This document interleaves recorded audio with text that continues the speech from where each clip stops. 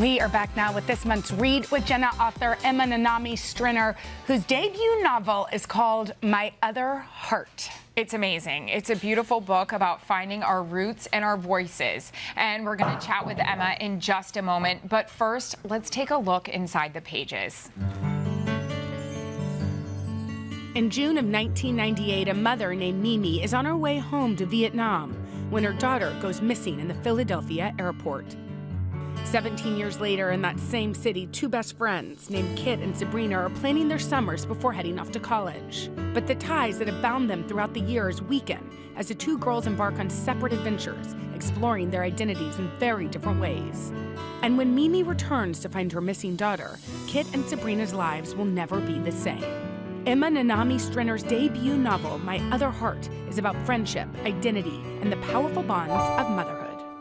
Okay, I loved this book so much, I actually took my daughter's heart necklace from her room last night and put it on in honor of what motherhood means and this beautiful thing. Let's say hello to Emma and the Between the Lines Book Club from New Jersey.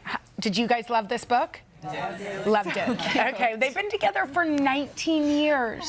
That's a beautiful book club. Okay, so Emma, this book really is about belonging, identity, where you find your place. How did the genesis come to you? How did you start writing it? I suppose that the original idea really started from a feeling of in-betweenness. And I knew I wanted to write about a girl who knew she was from a certain part of the world but felt as though she belonged to another. And that was really the sort of start for the journey of the two girls, Sabrina and Kit, who are central to the story. And then I started to think about where does one feel the most in between, in sort of purgatory in a way, and that felt like airports to me. Because you sort of have your foot in the past and then the other foot in the future. And that's where sort of Mimi's journey started, where the book opens obviously with this terrible thing that happens to her where she loses her child. And that was where I guess all the stories started to intersect for me, and that journey and yearning to belong sort of came together. And we were just talking about this. You sucked me in right away as a new mom. I mean, you talk about that, losing your baby in an airport. And I'm like, do I want to read this? I have so much anxiety. And poor Mimi. Can you tell us a little bit about her? Yes, so Mimi is, the book opens with Mimi. She's traveling back to Saigon from Philadelphia airport. And she's exhausted with a long haul journey ahead of her. And she just takes her eye off her child for a moment, and her child disappears. And she doesn't have the power to advocate for herself with language barriers and means. And basically, before she knows it, she's sedated and deported.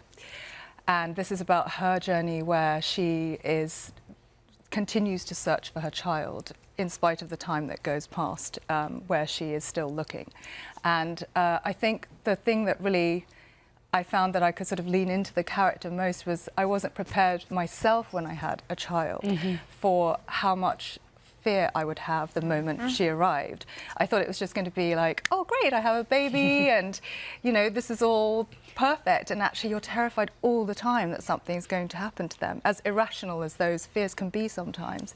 And you know, I also know what it feels like just to lose sight of your kid for 1 minute. 1 minute, and it's a completely visceral, physical feeling. Yes. So I guess I sort of allowed myself to imagine the worst possible scenario. I will say too, though, because when your editor Pam, who I love, came to me with this book, I was like, Pam, I can't read a book about a mom losing a child, but it's so much more than that. It's also an emotional mystery. Yes. You know that these two girls are okay, yet nothing feels right. Yes. You know, things feel missing. It's a lot about identity, as we said. You grew up in a British-Japanese family. I did, yes. Talk a little bit about your childhood. I did. I grew up in a household that was mixed culture. So I had Japanese grandparents who were very much part of my life, but they didn't speak English, and they were very traditional.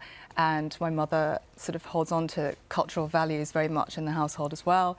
And my father's British, but we moved around a lot as well when I was growing up. So I think there was a lot of that adapting to different cultures. And then in my adult life, I've also ended up moving around a lot too. So I think that, in a way, made it easy for me to relate to Sabrina's experience, especially as an adolescent, where you you kind of just want to be like everybody else. Yeah. But then at home you're not, because you have these clashing cultures, and I felt like that also was something that I understand in my adult life, where I'm sort of looking when I'm moving around and trying to find a place to belong in a new place. Yeah. So those were sort of themes that came to me quite quickly. You can tell.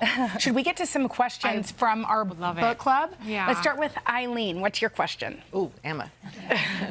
This book is about mothers and daughters, biological, adoptive. Yes. How did you go about researching those relationships? Well, I read a lot. So I read some beautiful memoirs about this experience, and I also met people in my life as well who went through this experience.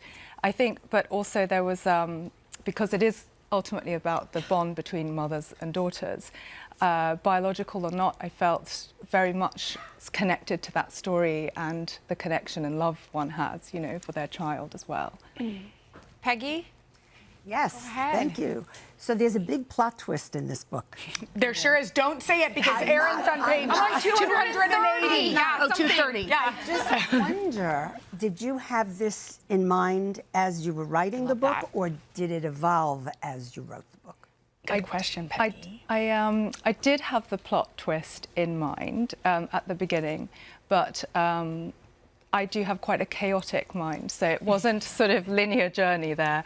And I did have experiences in writing it where I was sort of met with surprise. So, for example, Eva Kim, who is quite a central character to this story, she really wasn't planned at all. I was writing and she sort of appeared on the page, and just true to her character, she wouldn't go away. She was just insistent on staying. So there were sort of amazing moments of surprise for me as well during the writing.